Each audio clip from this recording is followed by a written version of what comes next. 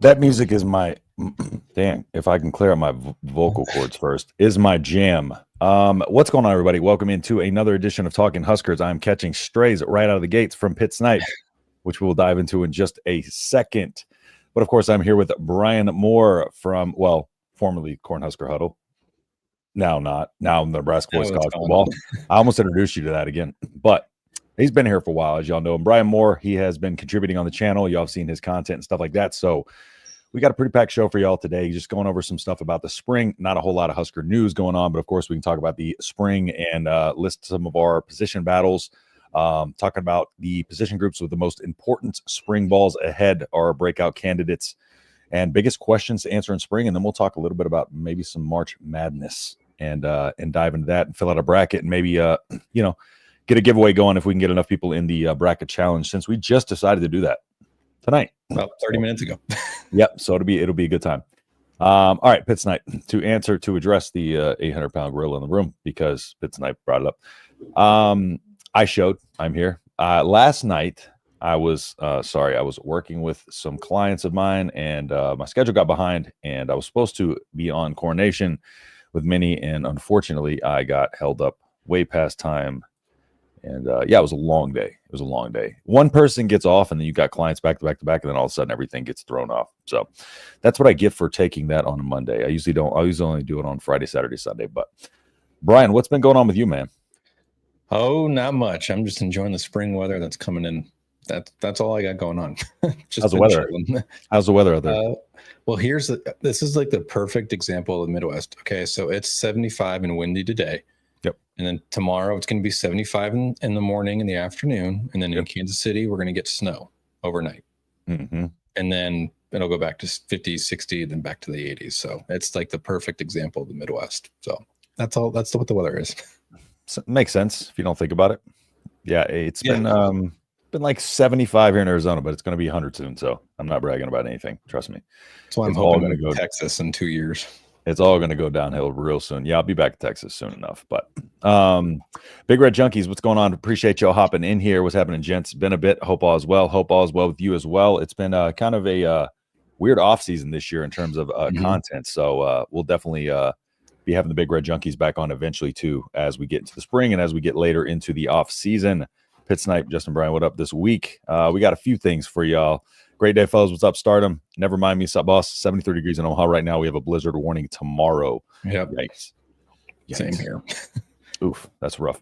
Rashawn, what's going on, man? Appreciate you hopping in here. Great day. Appreciate you, man. All right, Jay, maybe get your freaking priorities straight, but we'll get into this in time. Right. Weird off season indeed. All right, so let's just go ahead and dive into it. Now, first, I did want to bring this up. Now, I saw this a little bit ago, and I want your takes on it. This is not something I pre-planned and told you about, but I saw Will Compton share this earlier, not that long ago, actually. And I want to get your take on it because it's very interesting. The video is very interesting, but I'm just curious because I do kind of see where this guy's coming from when he's talking about this. Let me pull it up on the screen first. So, Will Compton reposted this guy talking about Nebraska's projected season, this upcoming season, and what he thinks may happen. So let's go ahead and pull this up here. I just want to. Oh, it's TikTok guy. It's already off to a rough start. What's that? The TikTok guy, so already off to a rough start. Oh, when I see a post about Nebraska's outlook, it's like, I just want to improve.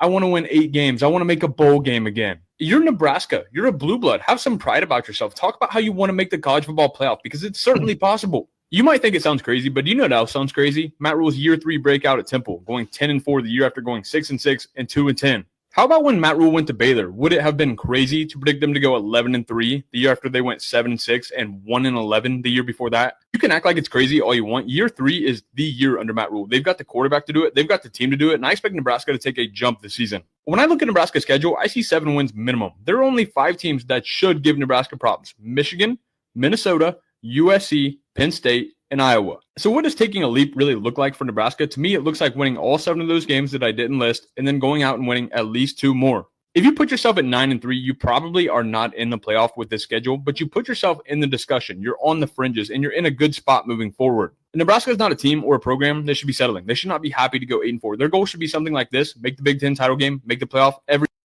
All right, let's discuss. because to an extent, like I do have this whole like thing about me. It's kind of this weird thing where it's like, okay, you know, you do have these teams that can sneak in there, right? Sneak in the playoff on occasion, right? And it's like, why? But like at the same time, it seems like Nebraska can never be. It seems like Nebraska can't ever be the team that pulls like, you know, the plethora of 2 or 3 upsets, even one upset. Like we can't pull one upset, let alone like the 2 or 3 we would need to be able to finish it like in the playoff, right?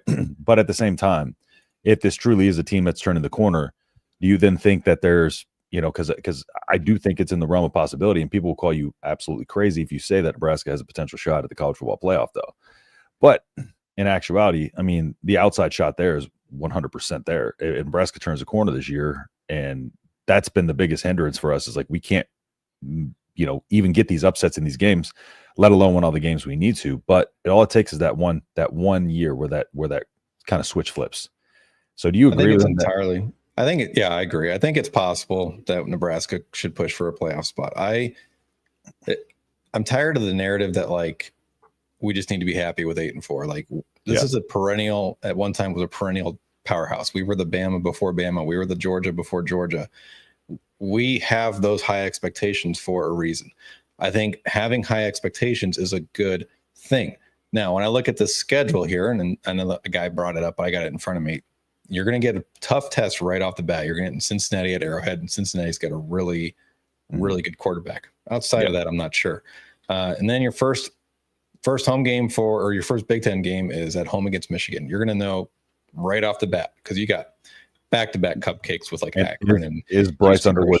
Is Bryce Underwood the starter there? We don't know that for sure. Yeah. So I think Nebraska has a legit chance to basically. Gosh, looking at the schedule here, I'd say you could realistically be midway through October with 1 loss, and that would be Michigan potentially. Yeah, I agree. I mean, it's an easy, they're going to be tough. Easy schedule. 100%. Yeah. I agree. I think there's an outside shot at this, especially if this is the year they turn the corner. All the injuries, like I do think there's a lot of things that people call excuses as to when we talk about, you know, this went wrong. This is what caused us to have this type of season. But in actuality, those are factors and what happens. So you get some of those players back. You know, of course, last year with the play calling, that's a lot of things that people outside of Nebraska don't really pay that close of attention to, like that they don't realize how bad the play calling was, you know, before versus the end of the season and how much that held Nebraska back. So I do think it's one of those where Nebraska could take a big jump around the corner because of that, because of those outside people that don't see those little details. They're like, okay, how much really changed? You know, okay, they plugged and played a few players, maybe a couple coaches in here and there, but like really is that going to make that big of a difference considering they've switched out so many coaches? But those players weren't also watching the film of the offense throughout the first half of the season and then when Holgorsen came on the back half of the season either. Yeah, and the big thing is Nebraska has elevated every position on their offense, which was the main problem last year. Now, the downside is the defense kind of probably takes a step back, but you've elevated your offensive line. You've elevated your receiver core. You think you're probably getting a really good version of Dylan Raiola in year 2. There's enough reason to be optimism. I personally, like the way I look at this schedule is I say 8 wins bare minimum, and I'm like, with 8 wins. I think it's 9-10 wins, and that should be realistic expectations for Nebraska. I mean, we have the financial backing. We have the resources. We have the coaching. There is so many things that Nebraska has in place where it is time to either get this thing moving in the right direction, or I don't know where we're going to be in 2 or 3 years. It's a scary situation. They have to win now, though. Yeah, I agree. 9. I mean, looking at 8-9 wins minimum. Anything below that, and it's of course, I think 8 wins at this point is a disappointment. So, go Big Red from Texas. What's going on, Tim? Appreciate you hopping in here. Hate Nebraska weather. It's okay, bro. It won't last long. Hunker down 24 hours. It's not a typical year 3 for Matt Rule. Tired of hearing about it, but should be a 10-win team. Yeah.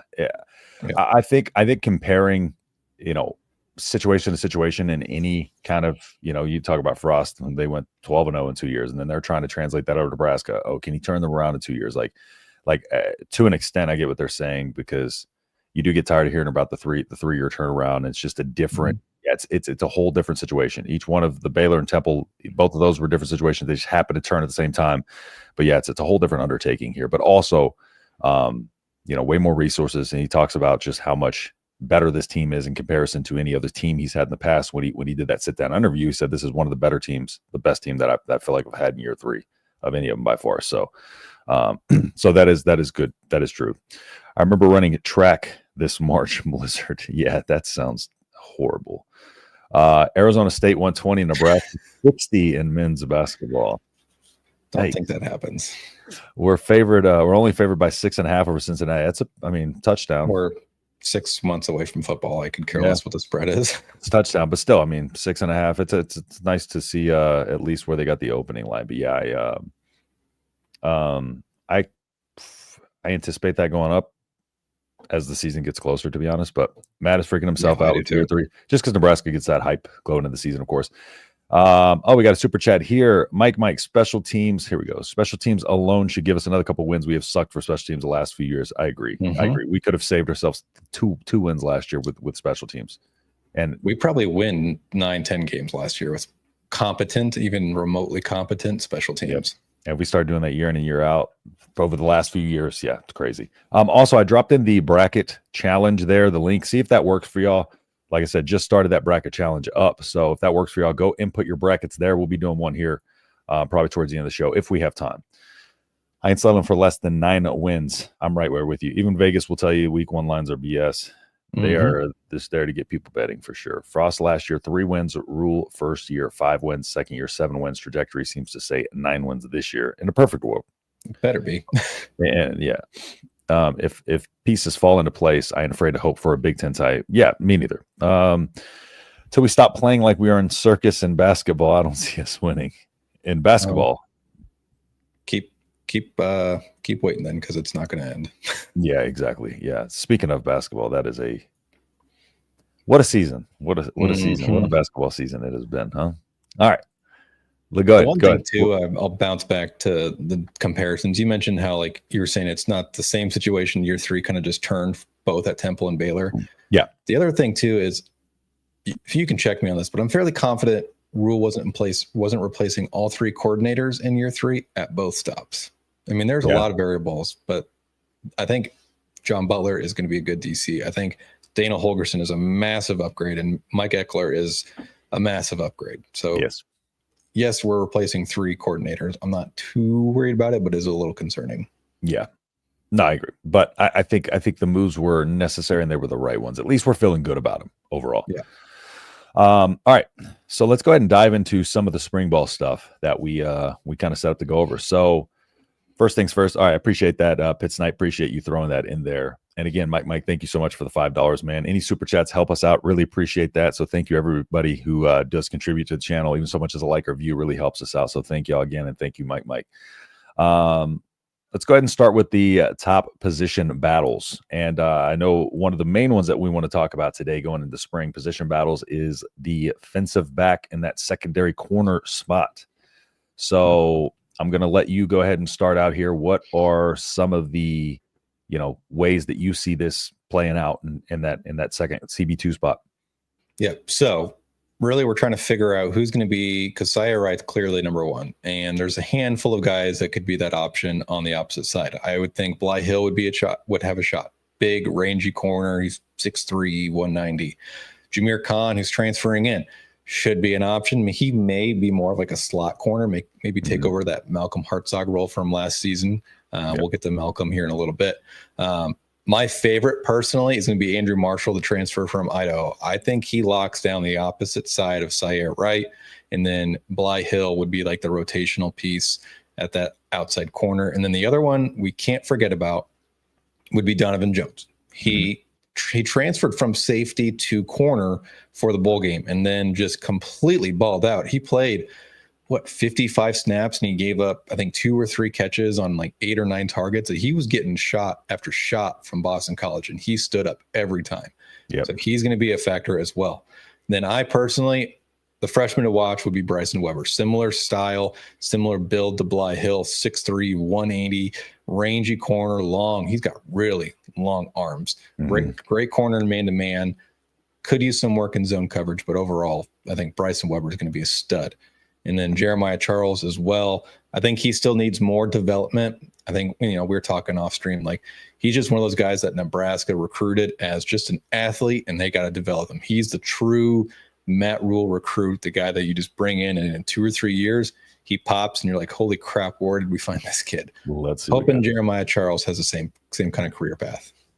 Yeah. So who did you have slotted at that CB2? My favorite is going to be Andrew Marshall. And then you had Sierra as that Hill. first rotational. I mean, Bly is the first rotational piece. Yeah. Yep. Yeah. For me, it's going to be I like Sierra and Bly. Reason being, it's my love affair with Bly Hill. He was my guy last offseason just because I really asked last offseason for a long, rangy cornerback. And we finally got that in Bly Hill, and then he got injured.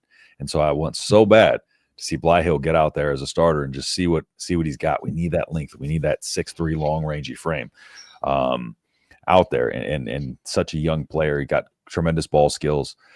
But yeah, outside of that, I agree with you everywhere else. I think it's just going to be I think the DB room is going to be a room that is going to be massively improved, not only because the coaching style, I feel like, is going to be more aggressive, which leads to more towards the type of players we have in that defensive back room, in my opinion. And I just think, like, overall, we're going to get a lot more out of this defensive back room. Even the guys, like your Jeremiah Charles, for instance, like those guys that are young, athletic, that need development. Like, I feel like we're going to see flashes from a little bit of everybody in this defensive back room. I think the play is going to be increased. But that cornerback 2 spot is going to be the most important in terms of getting that right. That's going to set the tone for the season. So I don't think either those two, you could go wrong with either of those two, but it'll be interesting to see, because we know there will be some movement throughout the season as we go along too. And then, of course, seeing that, Donovan Jones over the offseason, just seeing how that progresses. Because again, that was something that was thrown into our plates there at the end of the season. We're like, holy cow, look out for this guy, So it's one of those things that really puts you kind of on a, like, what do we have here? What do we really have with this guy? We've only seen so much of him. One thing too is people remember, like, Bly kind of got in at the end of the year after coming back from injury, and he got burnt on one play deep. And there's people and then people were like, oh man, maybe it's good that he didn't play a ton. It's like, no one actually watched. If that's the player called, Gifford like completely sold out on a crosser over the middle that wasn't even his responsibility. So that's one thing too. Like, when you see these guys give up a play, you have to look at the whole play, not just the specific individual. Because I remember instantly on the replay, I was like, oh, that's not even Bly's fault. Not even close. Yep. And it's funny because somebody who I was texting during the game, who was I don't know, but apparently they, as soon as that happened, they were like, oh, Bly Hill got beat. And I'm like, well, first off, why are you texting me this? I like Bly Hill. Second off, that's not his fault. That was Gifford's fault. Gifford, top safety, over the top, just kind of got sucked down, and then Bly didn't have his help over top. And another thing, add to that too, he didn't play the entirety of the season. All of a sudden, he's getting thrust in there at like halftime of a Big Ten game. I think it was Wisconsin. Yeah. Wisconsin, he got in there for a couple plays, and then Iowa, he got in there too. But didn't play the majority of the season outside of that. So yeah, it'll be nice to see him get through, a full off season, get some reps, and then kind of get going as the season goes along, just like the rest of the team did. So, all right. Now, talking about the defensive back room a little bit more, let's go ahead and talk about the Buford move. Now, last year, coming into this defensive back room, there was a lot of talk about, would Buford be a safety? Would he be a corner? Like, there was a lot of movement going on there with who was going to be, just because we didn't know if we had enough bodies at the cornerback position, and so this year, we're kind of getting some of those numbers back, but will Buford move back to safety, for good? I think that's his permanent position. I think he does so much better. He played safety in the bowl game. They brought Donovan Jones down. They started Buford at the other safety spot, and he played phenomenal as a safety. He's way better. I think Malcolm moves back to safety as well, potentially. I just don't know where he fits in the defense personally. Like Malcolm, you'll never question hustle. You'll never question effort with Malcolm, but a 5'8" corner and a 5'8" safety that probably runs in the 4.5 range, 4.6 range is just not ideal. And I think he's a better Malcolm, talking about Malcolm here.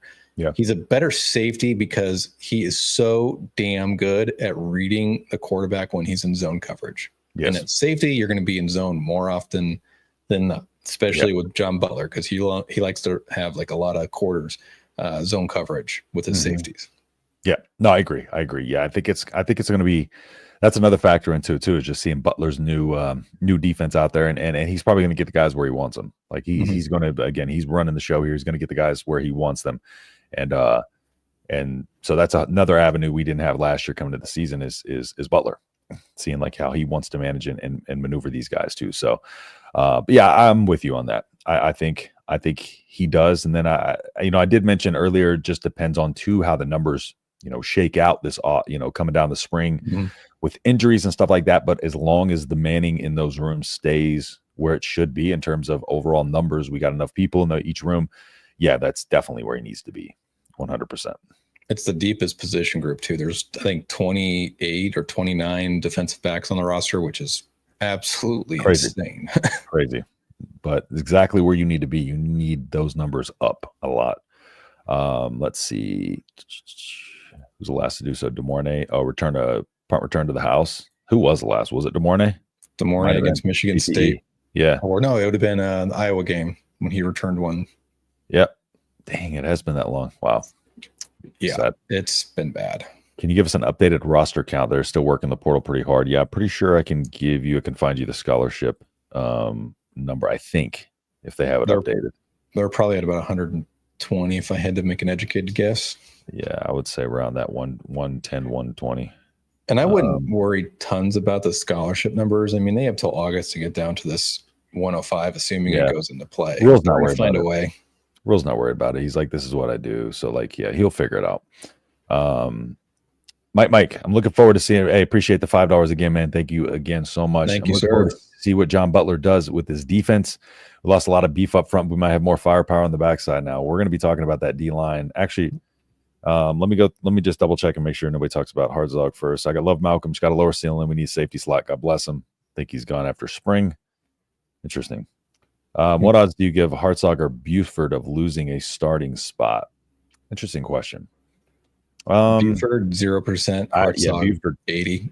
Buford's not for sure. Hartzog, that's a tough question. I think I'm in that like. But it also depends on injuries too. I mean, if God forbid, a safety goes down, well, you're thrusting Hartzog right into it. Yeah, no question, in my opinion. Mm-hmm. And Deshaun Singleton too. Does he move to Rover? Yeah. Yeah. Then you could throw Malcolm as that opposite. I mean, God, it's a hard question to answer on March 18th.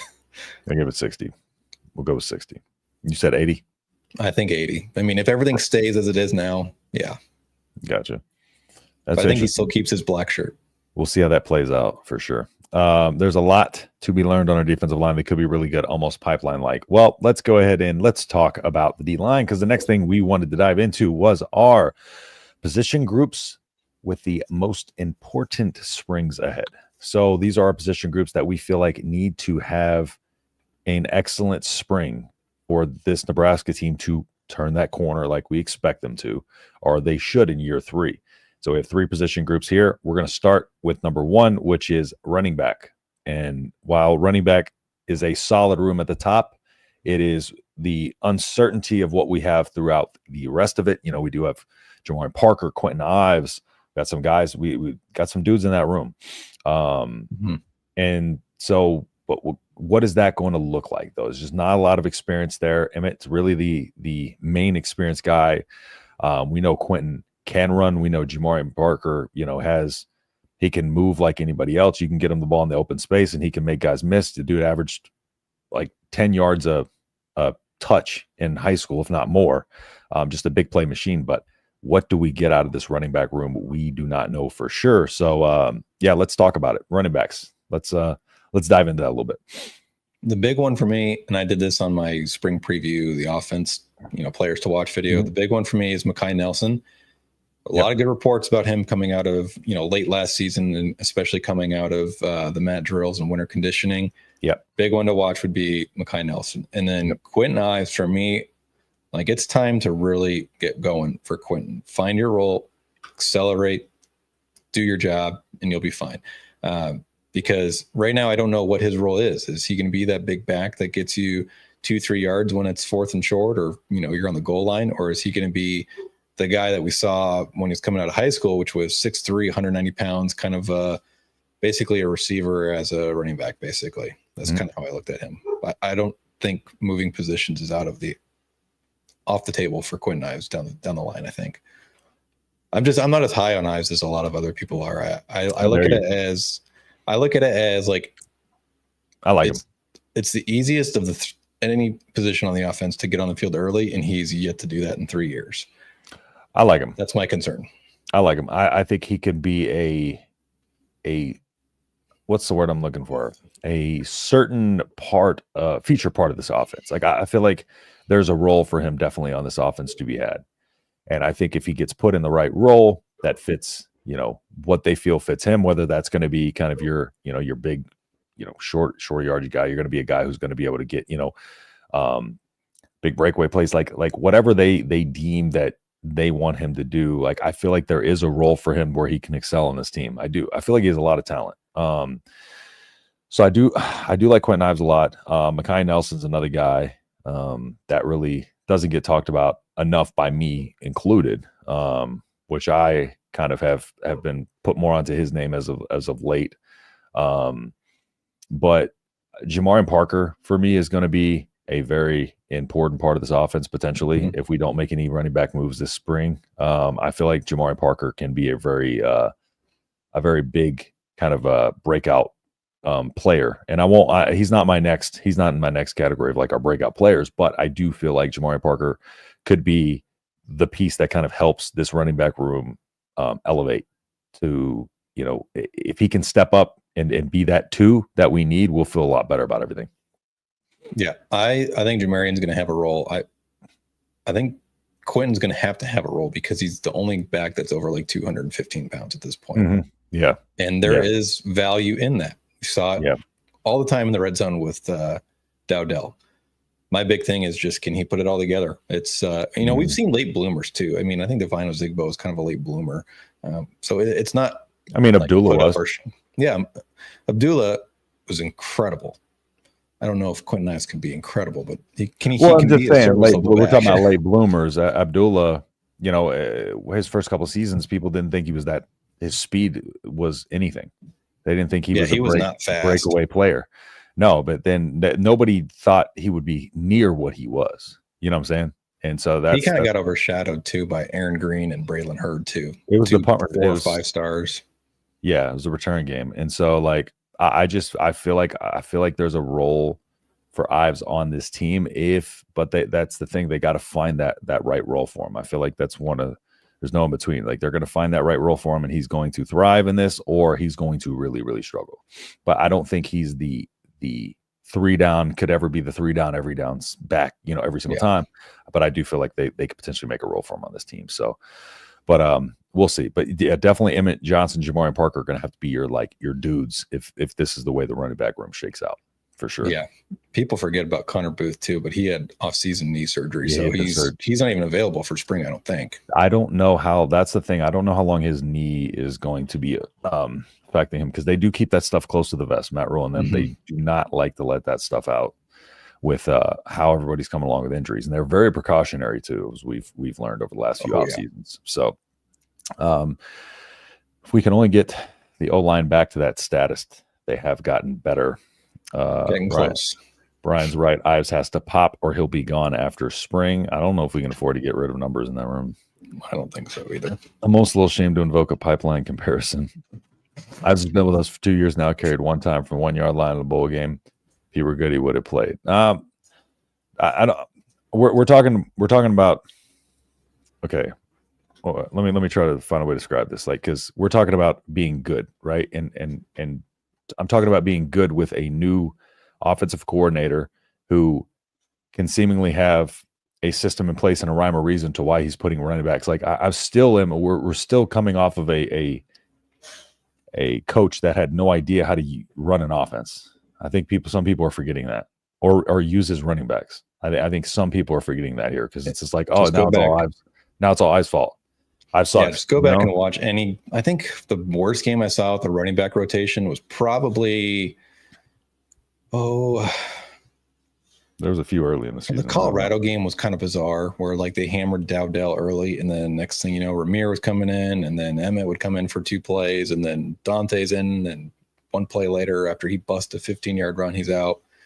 The running back rotation made 0 sense. We've said that 100 times though. Yeah, but I'm trying. Like I think was it Illinois? Like there was a couple games where because like Illinois Dowdell had 72 yards. Yeah, I don't know, but I know. I think it gets Illinois. But you look at the high of rushing yards in each of these games, like UTEP, EJ 71 against Colorado, Dowdell 74, Dowdell 55, Illinois Dowdell 72, Ja'Cory Barney 66 against Purdue, Dowdell 57. Then you got Heinrich Harburg with 32, like Dowdell 60, Dowdell 61, Emmett 55, then 113, then 71. So yeah, there was nothing like just. No consistent rotation. No, none at all. It was just kind of giving Dowdell the ball occasionally, throwing, and then once he got hot, switching somebody else in there and then ruining it. So, hey guys, some hit the groove late. He has a chance and won't cast any aspirations, but ain't betting real. No, I ain't either. I ain't betting no money. That's for sure. He hasn't had Holgerson. Exactly. Yeah. That is the one thing right there. Still chasing running backs in the portal. We'll see if we can get any. Carousel running backs, please. No more. My eyes can't take any more bleach. Exactly. That's why we're like, we already talked about this enough, but it is a point of note. So, all right, let's go ahead and what was our next topic here? If I can find my notes. The next position group with the most important spring ahead. We already talked about defensive back. Now moving to the one that we talked about earlier in the chat, defensive line, sir. And this has been one of our big conversations this offseason because we have no interior D line right now. Yeah, it's a huge concern. I don't really know other than like you have RVP who can slide outside like they did with Ty, and then Elijah Judy, and like that's it. Yep. And even then, both of them have not been like a consistent high performer. No. And Elijah's on a senior season. Like it's time, like he has no other option but to ball out this year. It's go time. I'm incredibly concerned. I said earlier, I think this entire season hinges on this defensive line. Yeah. Potentially. Because that's, I mean, the trenches, we talk so much about our offensive line getting better. Well, we've had the luxury like last couple of years of having a pretty solid defensive line. We want to make sure that we don't miss a beat. We can't just, it's almost like we got used to coming into the season with a surefire defensive line. It's almost like we're forgetting that we're kind of weak there going into this season too. Not necessarily in the edge, or anything like that. It's just we don't have any interior guys to put up there. We've talked about it before about our potential options about who could go up there, but they're definitely going to have to go after some people in the portal for sure. Because this D line right here, as it sits, I don't think they even feel comfortable going in with it is like it is. No, Pat Stewart's going to have to, as part of the scouting area of his new role, is he's going to have to go find at least, in my opinion, 2 interior guys, because they got the one guy from the portal, Gabe Moore, but if you go on Huskers.com, he's listed at 6'4", 240 pounds as a defensive tackle. So if that's his true weight, he is not playing this year. If that's his true weight, there's no way. What was his weight? They have him at 240 pounds on Huskers.com. No way. Is he 240? This is where I'm confused because on, I think, Mississippi State's official roster where he transferred from had him at like 290.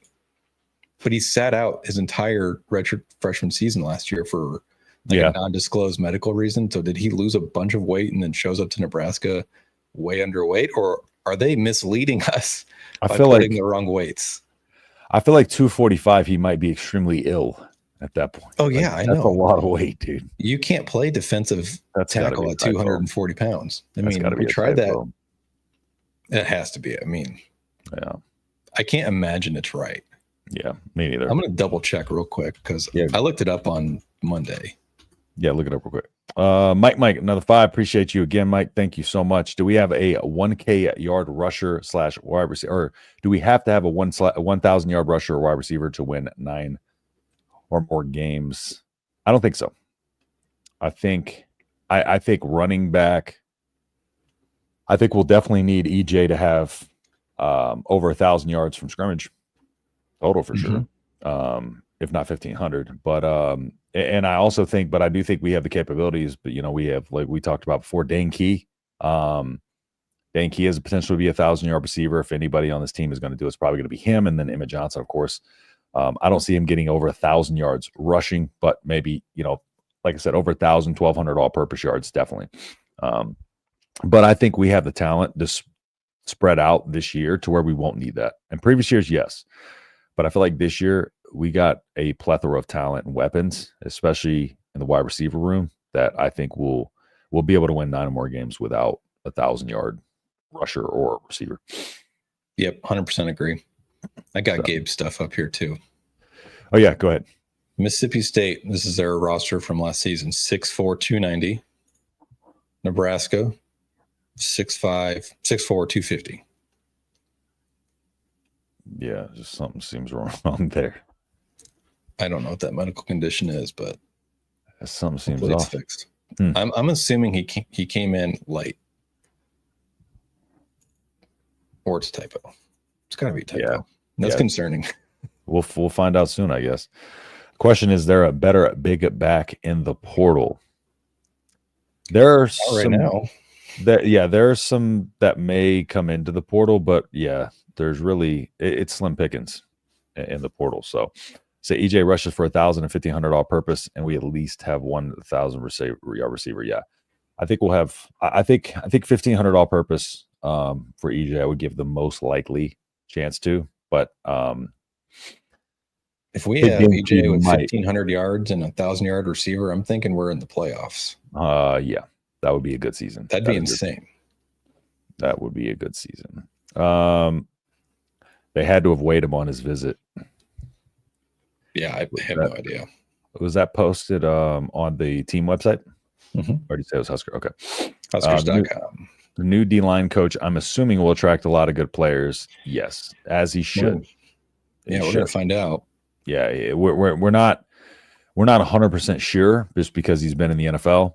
So we'll find out. But everything points that direction with him, of course, being a national champion, but a championship pedigree where he was working with a lot of big time NFL guys. Like I'm talking top of their the NFL level guys over there on that D line. He's definitely going to be able to attract a lot of D linemen to Nebraska, and I think that's why it's kind of this wait and see approach on the D line. I'm not freaking out right now.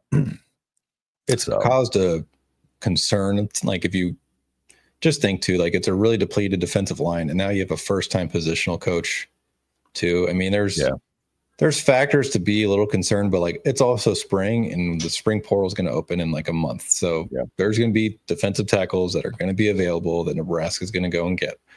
So it's not time to panic until we're in the same situation come 2 weeks before the first game. So until then, I'm not tripping. Yep. Fong Wei said, I may have missed it. Sorry if I did, but what's the win-loss floor that this team should be at next season for fans to be happy?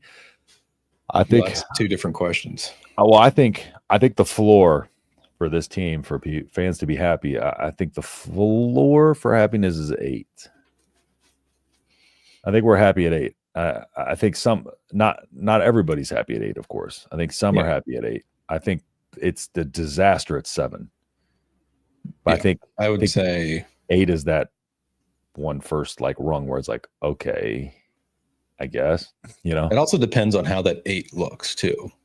Yep. You know what I mean? Like if you're skating by bad teams, and I mean, you're winning 1-score games instead of losing them. I mean, that's progress still. Well, last time we brought this up, I kind of talked about how, if we started the season 6-0 and then finished, 2 and whatever, well, then it would suck. But if we, start the season rough and then finish on a 6-game win streak and it's 8 wins, so that doesn't, but just if we're just trying to pinpoint a specific win loss, I'd probably put it at 8. Yeah, I'd say 8. So I'd be happy with 8. Judy, Fong Wei agrees with the 8. Yeah, appreciate it. Good question, Fong Wei. Judy brings up a good, oh buddy. Gosh, this is just perfect timing here, right? Yeah. I was arguing with Ryan, before we came on, we're going to talk about our spring breakout candidates and guys that we want to break out this spring and or a fan of and or think are going to break out this spring. And one of the guys that we both, Brian and I's first person that we both brought up, not to each other, but like we both said we had our guy in mind, asked him how tall his was, and he told me, and I basically knew it was David Huffkin. Yep. From there. Yeah. As we know, David Huffkin is 6'7", 300 pounds, out of Germany. Got him into camp last year in Texas. Originally was supposed to be recruited as like a offensive tackle, but they ended up liking how he looked at the defensive end position.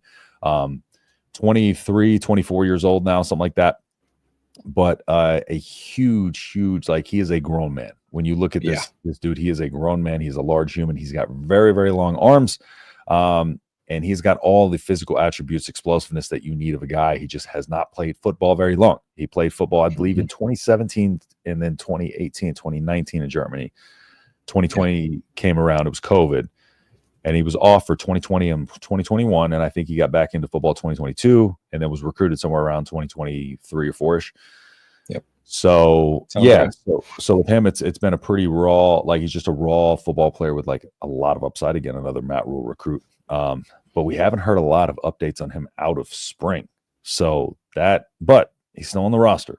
He's survived any potential cuts that they've been making behind the scenes. I don't know how they're doing all this stuff, but hopefully he continues to be on the roster because I would love to see what he brings at that defensive end position. So yeah, take me through your thoughts on David Huffkin. He's one of your defensive breakout candidates as well. So go ahead and talk about it. My big thing with David is, like you said, he's really raw. So if I had to set a goal for David this next season, would be, can you give us 10 to 15 serviceable snaps every single game at the bare minimum? Because he is a little bit older, but still very raw. If he turns out to be really good, or even just he can be a guy that gets even more, like 20, 30 snaps a game, that'll allow us to slide Riley Van Poppel inside permanently, which will help bolster the interior line, because that is our biggest weakness. The other option is, do they move him inside? I don't know. I don't know if he won a 6'7" defensive tackle, but he is a man amongst boys out there. He's got washboard abs at 300 pounds. I mean, this guy's a freaking specimen. He's a unit. I also wouldn't rule out the move to offensive tackle at some point, potentially maybe not this year, but maybe in 2 or 3 years. Because like you mentioned, his arms are super long, which is really important when you're an offensive tackle. And 100%. Nebraska has really no depth at offensive tackle right now. That's the only reason why I say it's possible he might switch. He's a good height for offensive tackle as well. Yeah. But yeah, I feel like just part of me wants to see him just to be able to do, if you could just release him off that edge and just like, let him just go to town, just like work on that, on that tackle and just kind of get to the quarterback and just see what kind of motor he has. Cause I just feel like he'd be a guy who's just pure motor on top of just how physically, gifted he is. I think he could be a serious problem. That's one thing too. Like, when you have an incredibly high motor like that, it is more beneficial as a defensive tackle or a defensive end than it is as an offensive tackle. Yep. Because when you're coming off the edge, or you're coming through the interior of the line, like at some point, like your only move is a bull rush, and you just have to have that motor that just says, I'm going to keep going until I break this. 100%. And that's not as important. I mean, it is important, but it's not as high on my priority list for an offensive tackle. Correct. I agree. All right. And so let's see. Let's go through some of the comments here. We're never happy falling. Looking at it again after losing Colorado. Oh, there's some about Hasselhoff. Yeah, that one. He has wings like a condor. If he produces, he'll be a rough one to handle. Like, dude's got some arms on him. A D-line needs a guy that can get to the QB. Hopefully Huffkin can bring opposing. Yeah, the German hammer. I like it. Loss of Williams hurts me. Somebody will step up. All right. Let's go ahead and dive into, so let's go to the offensive side. What is your spring breakout candidate? Again, we're going to our spring breakout candidates. David Huffkin was our first one on the defensive side of the ball. Who is your first one on the offensive side of the ball? Gentlemen, we already talked about Mekhi Nelson. That would be, I don't want to reiterate what we already talked about, but I just think I'm hearing enough to kind of substantiate that he's going to make a move this spring. Mine on offense is just because I want to see what we have in him. I don't know how his Progress is coming. Demetrius Bell, though, is a guy that I want to see break out this spring because he was supposed to break out last spring. You know, of course, we all know what happened, but I want to see, I just want to see him kind of, finally show a little bit of flashes of what he's capable of, and we could see kind of what we're all excited about. So I think Demetrius Bell is a guy that I really want to see break out this spring. And I think he will. I just something about the athleticism on people that makes them spring breakouts. You see these super athletic guys that make some plays and then they show up on everybody's radar. But I think Demetrius Bell is on everybody's radar as it is. So I got Demetrius Bell as one of mine. Do we want to do second defensive one? Yeah, go ahead. Mine's Jordan Ochoa. Both mine are defensive ends. I like that. I think he only played like 12 snaps in the bowl game, but in those 12 snaps, he had like 3 pressures, 1 QB hurry. I mean, he was really solid at only 12 snaps, and similar to Donovan Jones, where he kind of came out of nowhere, meaning like I had to Google who this guy was. I had to go to google.com, Huskers roster. Who is this guy? Oh my gosh, that's Jordan Ochoa. I forgot he existed. Yeah. I mean, he was out of nowhere. Believe it or not, really well. I had been asked a question about him 2 weeks prior, and that's why I knew. Like as soon as I saw him on the field, that's the only reason I knew that was Jordan Ochoa, is because somebody asked me a question, and I looked him up a little bit, like a couple weeks prior to that. And I'm like, oh shit, he's on the field. Like that was just that big of a surprise. Yeah, he was like a late bloomer in high school. He signed like a gray shirt type deal with Nebraska. And so I was like, he was literally the last person on my mind to see snaps in that bowl game. That's why I was so shocked. And then to see how well he did, good size too, 6'5", 250, 260. I mean, we need help on the defensive line. That's why I'm focusing on that side. Well, mine is Williams Wannery. All right. Because I'm going D-line as well. Got to.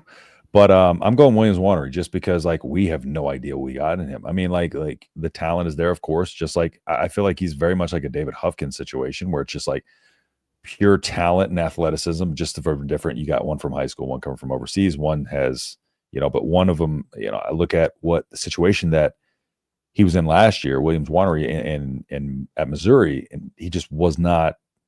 He didn't enjoy the situation he was in. He didn't enjoy the coaches at Missouri. He didn't like being there, and it showed up in his play or lack thereof playing time that he actually got. He was barely out on the field.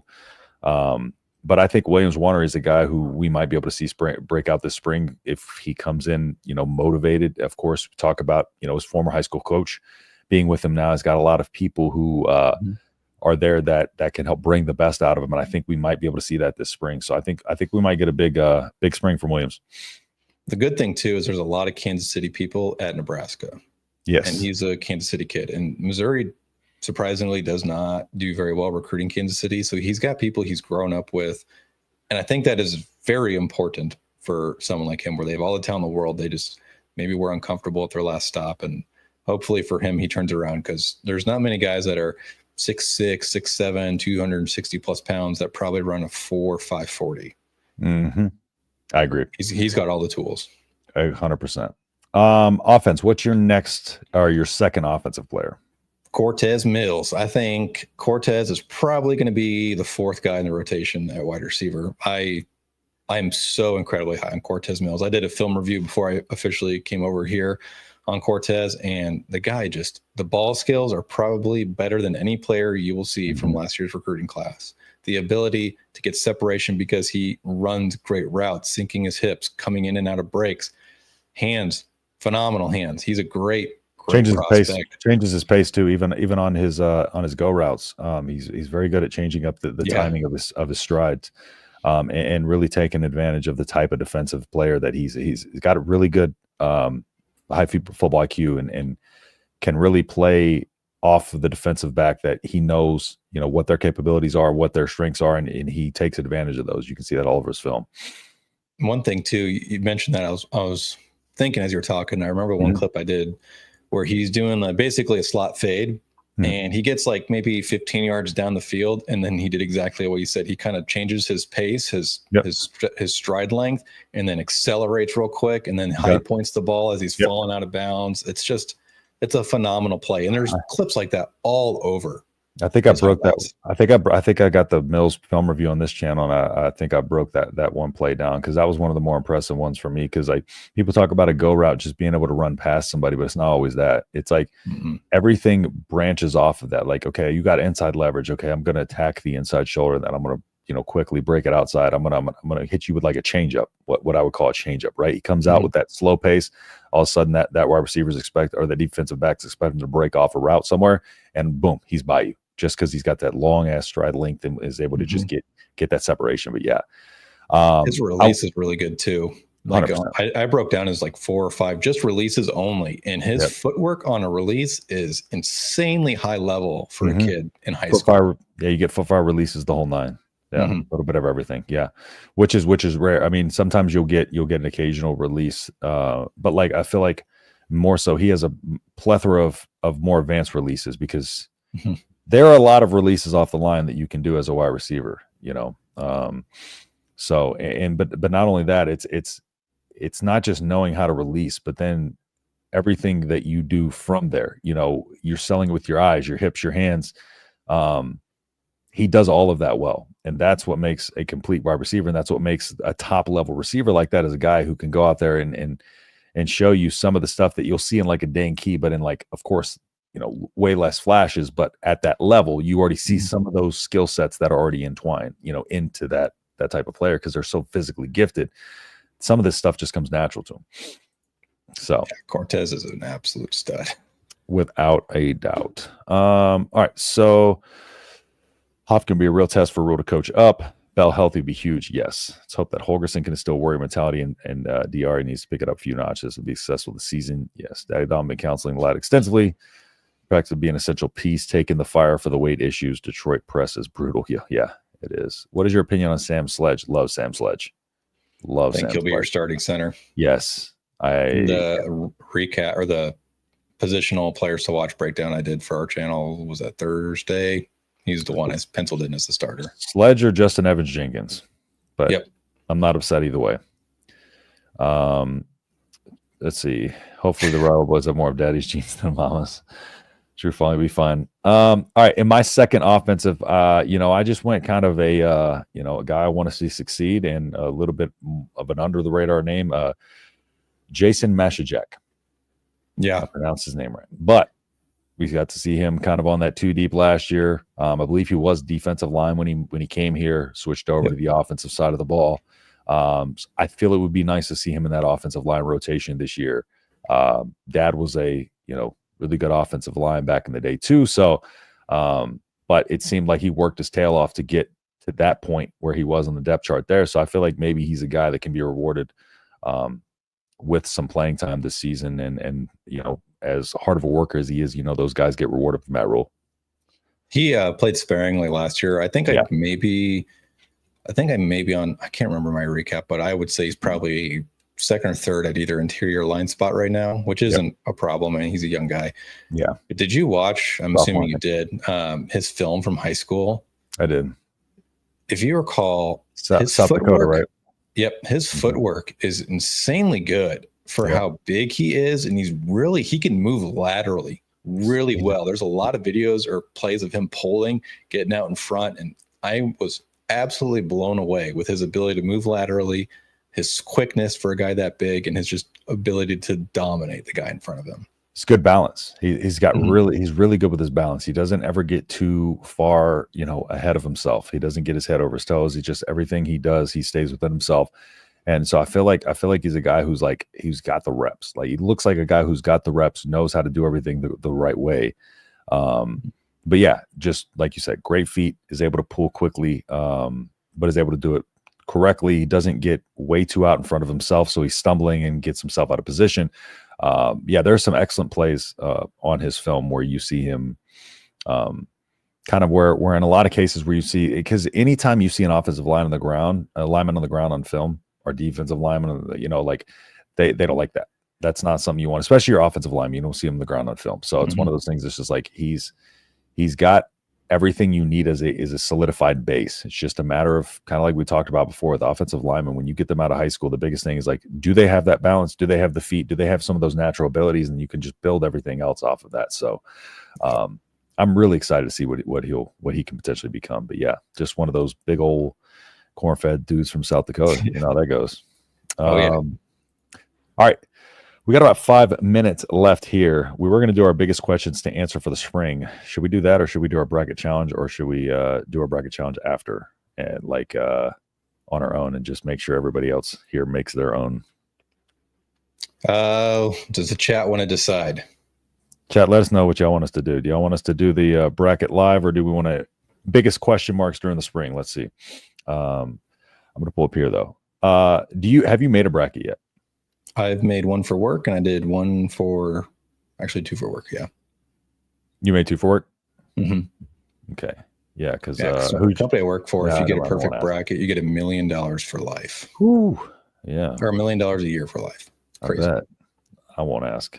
I won't ask who your champion is just yet. But got $5 says that after the Riley family Thanksgiving meal is demolished, Dom and Donnie get a buzz whilst playing Dylan slide on a constant loop for hours. That is funny. I love that. That is hilarious. I'm excited to see Heinrich Harburg in a stable role. Me too, Judy. Me too. Excited to see where he wants to be. Fun wild card. Yes, he is. All right. Let's go ahead and just get into our big questions for the spring to answer for the spring. We'll that link is there. If y'all want to join our March Madness, where I'm going to come up with something to give away to y'all. So make sure you click that link, put in a bracket, just get something down there. So that way, when we do give a giveaway, it's not the one person who did it, but I'm going to come up with something to give away for y'all since we just decided to do that about an hour and a half ago. So get your brackets in before it's too late. I think they got the 16 seed games tonight, and then the tournament starts tomorrow. And the first 4 in, I believe, is tomorrow. So yeah, or so make sure 11 seed game. So let's get those in. We'll have ours in there as well, and we'll be giving something away to the winner of that bracket challenge. So, all right, biggest questions to answer for the spring. I'll let you go ahead with your first one. Well, I was going to let you go. Okay, I'll go ahead and I'll go with team identity.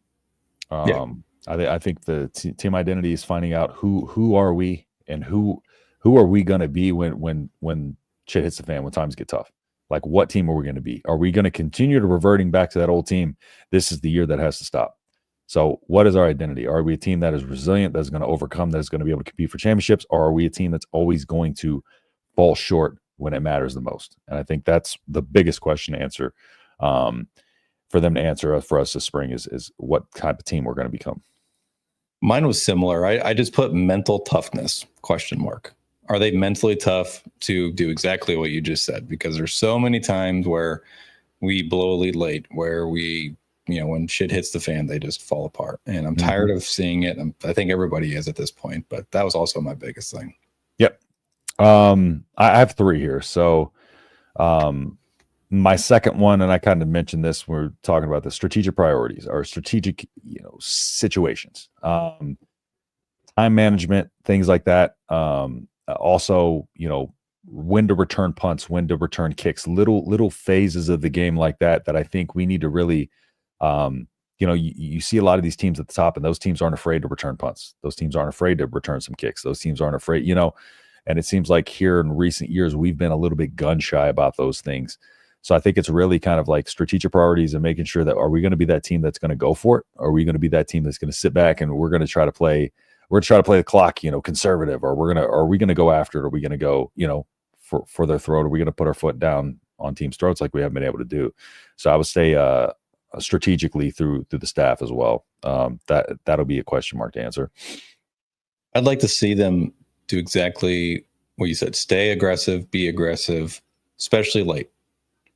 If I recall correctly, there was probably a handful of games where Nebraska in the second half really just kind of went with a keep away method in hopes that they didn't implode. And then they more than likely imploded. And then when Dana Holgerson came in, if you recall the Wisconsin game, he stayed aggressive the entire game. And in the fourth quarter, they were airing it out because his whole thought process was, they can't beat us if we keep scoring. Yeah. Seems simple to me. Exactly. And it seems like whenever you play not to lose, it seems like for some reason for me, it seems like we can always hold them off until like the last second, where if they score, we only have one shot at it. Yeah. And then then they score and then we don't get it. It's like, it always feels like it works out that way you play conservatively. So And the last thing for me is we need a true leader on offense. And of course, it's probably got to be Dylan Raiola. But, even if it's a Danke, somebody, because it didn't seem last year that we had a guy on the offensive side of the ball that would look there and say, we aren't doing anything the right way. Like somebody step up, bring those guys together and be like, this stops now. Like we need to start executing. We didn't have that last year. We didn't have that guy on the offensive side of the ball. I felt like we had a lot of those voices on the defensive side of the ball. Like offense, we didn't. And now another year under Raiola's belt. He was a true freshman last year. Now he's like finding his voice, as they kind of talked about. But on the offensive side of the ball, they need somebody who can just help kind of glue that offense together in those dire moments, in those highly contested moments where stuff feels like it's falling apart. I would like to see the defense execute on third downs at a higher level than they did. Yeah. Granted, the numbers may look like they're a decent third down defense. I'm talking about the key situations, the big moments where it's 3rd and 12, you get a stop and you win. Or it's 3rd and 12, and somehow it always seemed that a guy got open deep because of the defense we were running. Was like everyone was playing 8-9 yards off the ball. There was no blitz. It was just try and get home with 3. I would like to see John Butler attack, make them make a decision quickly. And if they beat you, so be it. You beat it going out, 100%. Exactly. Judy says, we will go for it. Judy, I'm right there with you. I think we will too. Salty, I want a salty team discipline to not commit stupid penalties. Occasional roughness penalty wouldn't be so bad. Yeah, just kind of like a team with an attitude. Like I feel like the Texans defense. Yes. Texans defense hits really hard. Like they are there. That we call them. What do they say? They're calling this year's Texans team the all crash test dummy team, just because they just fly around and they smash people. Sometimes they get penalties though, but that it gave them an edge to them, like a mean edge to them that made them play that much better. And I think that's what he's kind of going for, where it doesn't like you play so tight defensively that those little penalties, it's whatever. You're going to stop them anyways on this next third down, or they're not going to get anything on the next drive, that type of thing. So I agree, Pit Snipe. I like that. Ross needs to be focused when it comes to game and clock management. Exactly. I think that was the first thing I had talked about when I was talking about the strategic priorities. But yes, clock management is very, very important because he has dropped the ball on those. I feel like he has gotten better. He has learned from it a little bit, but there's still lapses, and we want to see that cleared up because can't have those. You look at Ohio State; they almost lost their entire season because of a mishap with the clock. Wasn't there a game this year where he completely was that USC? There was one game where they just botched the fourth. That was so bad. Everyone was screaming, like, what the hell are we doing? There was one game I cannot remember, though, off the top of my head. I've seen all of our natties. I want one more before I'm hiding in my own Easter eggs.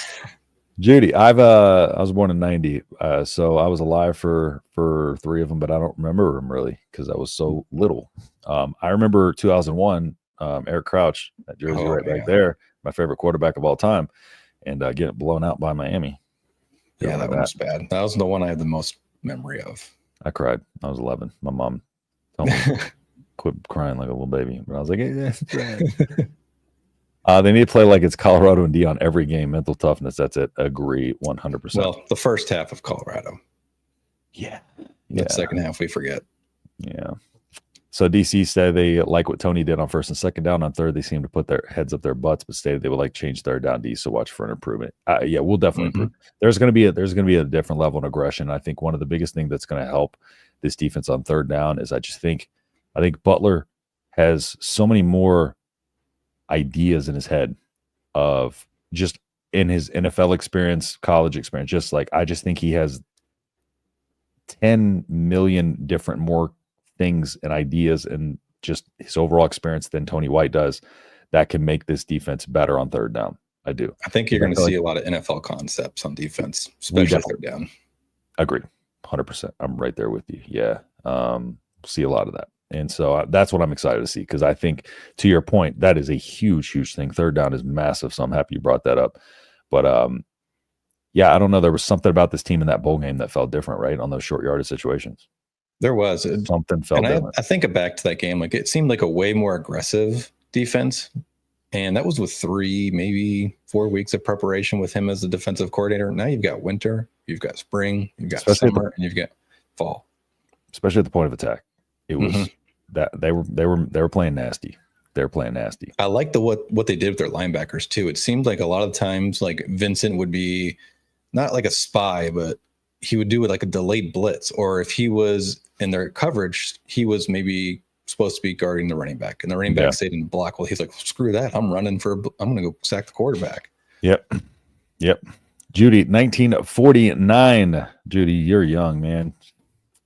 Let's just keep calling it what it is. Judy's 1949. I don't even know how that old that puts you, but you're a young spring chicken. Let's just be honest. I'm not. I feel like I'm 97 years old, how my body's worn down on me, but nobody want Miami that heat. That year. Oh, that year. I was like, Miami. I was just thinking Miami Heat. Third down, we're coming from somewhere. Yeah.